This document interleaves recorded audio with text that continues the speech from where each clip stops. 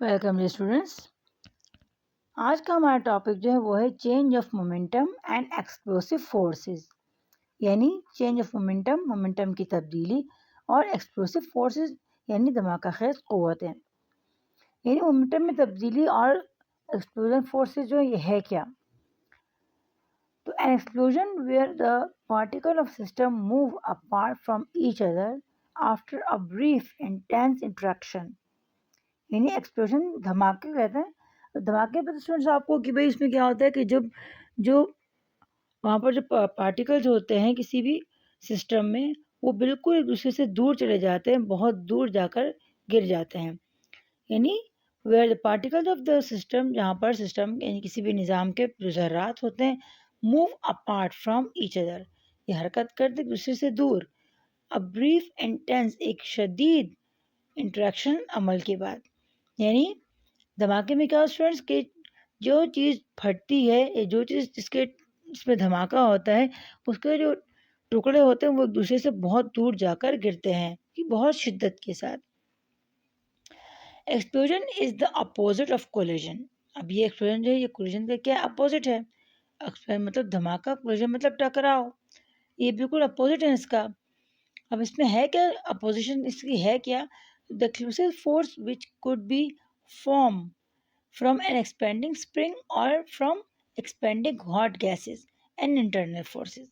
यानी देखो students, explosion में और कोलिजन में फ़र्क यह है कि कोलिजन जो है तो वो एक्सटर्नल इंट्रैक्शन होता है, और जो एक्सप्लोजन है वो इंटरनल इंट्रैक्शन होता है। यानी कोलिजन में आप जो दो ऑब्जेक्ट हैं वो बाहर से आकर एक्सटर्नली एक दूसरे से टकराते हैं, और एक्सप्लोजन में अंदरूनी तौर पर उसके मॉलिक्यूल्स होते हैं, या अंदरूनी तौर पर जिसमें गैसेस होती हैं, या उसके अंदर जो भी आपने चीज़ें रखी होती हैं किसी भी सिस्टम में, वो एक्सपेंड हो जाती हैं और वो एक दूसरे से दूर चली जाती हैं। तो एक्सप्लोजन में इंटरनल रिएक्शन होता है और क्लोजन में एक्सटर्नल।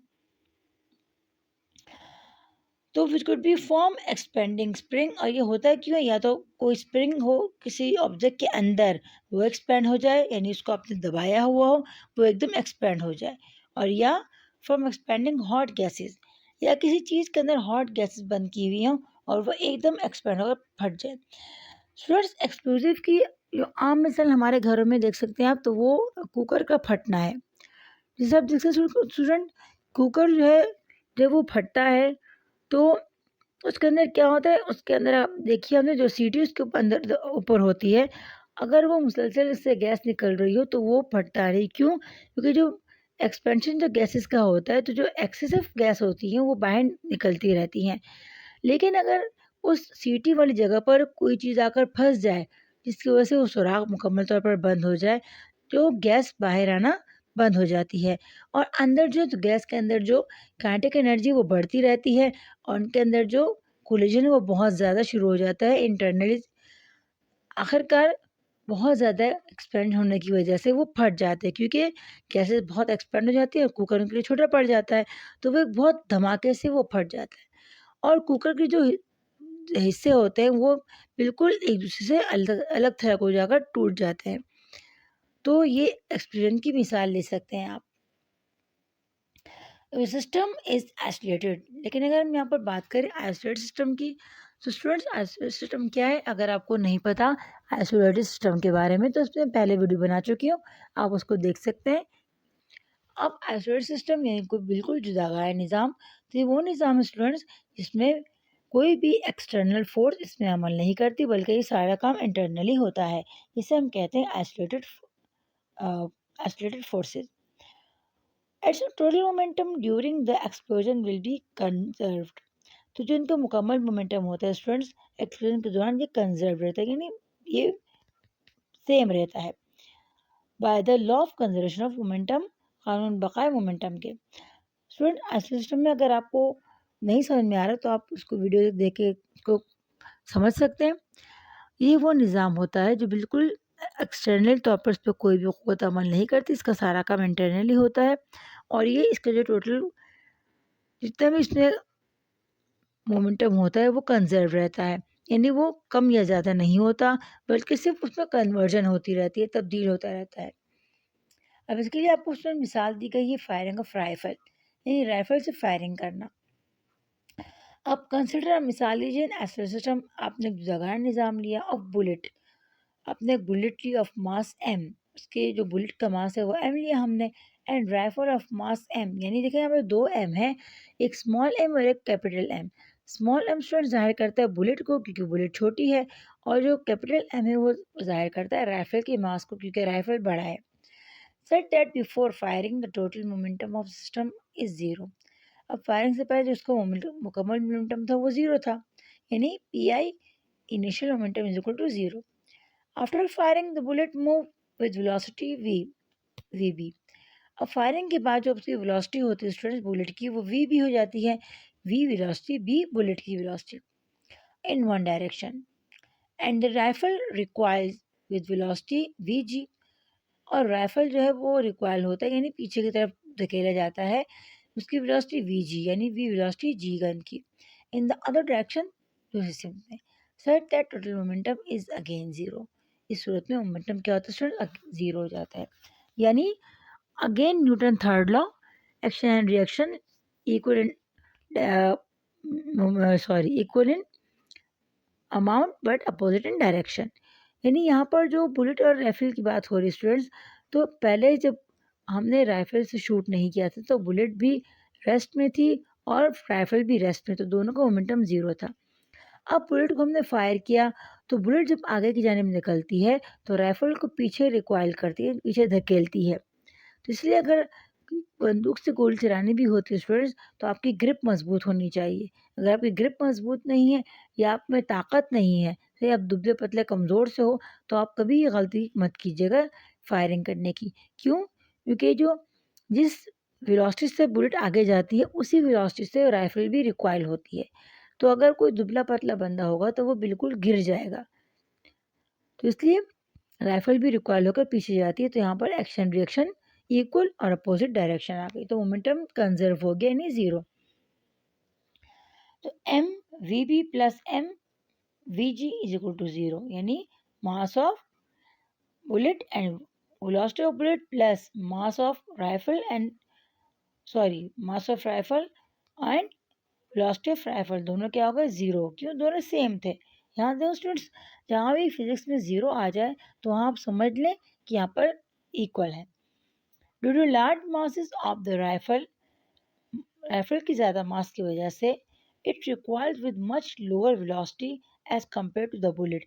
लेकिन स्टूडेंट्स अगर आप देखते हैं तो बुलेट तो बहुत तेज़ जाती है और राइफल इतनी तेज़ी से रिक्वायर नहीं करती। तो वजह इसकी आपको यहाँ बताई गई है, क्योंकि राइफल का कंपैरिजन अगर हम करें बुलेट से तो राइफल बड़ी होती है और बुलेट छोटा, तो इस वजह से राइफल की वेलोसिटी वो थोड़ी कम होती है बनिस्बत बुलेट के।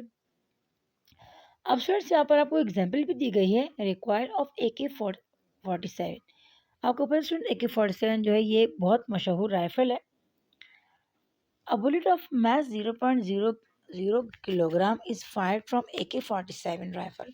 यानी आपने AK-47 राइफल ली, आपने उसमें से बुलेट फायर की और बुलेट का मास आपको गिवन है 0.008 किलोग्राम। और राइफल का मास भी आपको गिवन है स्टूडेंट्स, राइफल का मास क्या है? ये 4 किलोग्राम राइफल का मास आपको दिया गया है। If the velocity of the bullet is 715 metre per second, अगर आपके पास जो वेलोसिटी है बुलेट की वो 715 metre per second, 715 metre per second है, what would be the required velocity of the gun. तो गन की रिक्वायर्ड वेलोसिटी क्या होगी? यहाँ स्टूडेंट हमने गन की वेलोसिटी मालूम करनी है।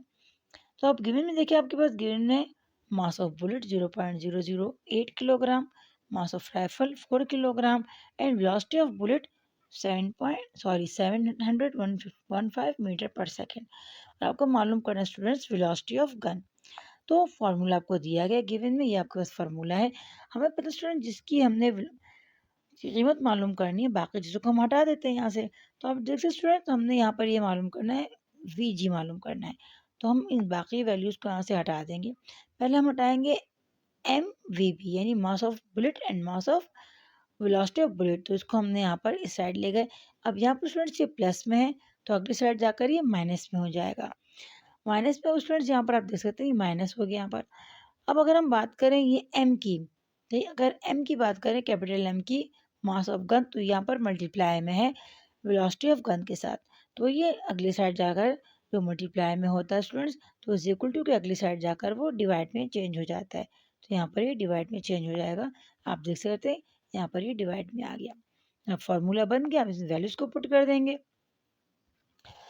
अब स्टूडेंट्स वैल्यूज को पुट करने के बाद आप देख सकते हैं यहाँ पर हमने लिखा मास of bullet, velocity of bullet और मास ऑफ राइफल। हमने इसको पहले हमने इसकी यूनिट्स देखी तो किलोग्राम किलोग्राम कैंसिल हो गया, सिर्फ मीटर पर सेकेंड रह गया। और हमने यहाँ पर जब 0.08 को हमने मल्टीप्लाई किया 715 से, तो हमारा आंसर आया 5.72। हमने इसी को डिवाइड किया 4 से, जब 4 से डिवाइड किया स्टूडेंट, तो हमारे पास जो वेलोसिटी आई वो -1.43 मीटर पर सेकेंड आई। और स्टूडेंट्स माइनस का साइन यहाँ पर आपको इंडिकेट करता है कि अपोजिट डायरेक्शन, जहाँ भी फॉर्मूले में आपके पास माइनस का साइन आएगा स्टूडेंट्स, तो माइनस हमेशा अपोजिट डायरेक्शन को इंडिकेट करता है। तो यहाँ पर the minus sign indicate that AK-47 rifle required to the left, यानी जो माइनस साइन है वो शो करता है कि अगर बुलेट राइट में गई है तो जो राइफल है वो लेफ्ट में रिक्वायर करेगा, opposite direction. And the required speed is 1.4 metre per second, और जो रिक्वायर्ड स्पीड है वो 1.4743। स्टूडेंट्स आप कंपैरिजन कर सकते हैं यहाँ पर कि यहाँ पर जो राइफल की वेलोसिटी 1.43 मीटर पर सेकेंड है, लेकिन अगर हम कंपैरिजन करें बुलेट से, तो बुलेट की वेलोसिटी 5.72 है। सही है, क्यों स्टूडेंट्स? क्योंकि हमने कहा कि भाई बुलेट छोटी है तो उसकी एक्सीलरेशन या स्पीड उसकी वेलोसिटी उसकी ज़्यादा होगी। तो होप स्टूडेंट आपको आज का ये लेक्चर समझ में आ गया होगा। कोई भी बात समझ में नहीं हो स्टूडेंट्स, तो आप कमेंट करके पूछ सकते हैं। अपना बहुत सारा ख्याल रखिएगा, तो हमें ज़रूर याद रखिएगा। टेक केयर, अल्लाह हाफिज़।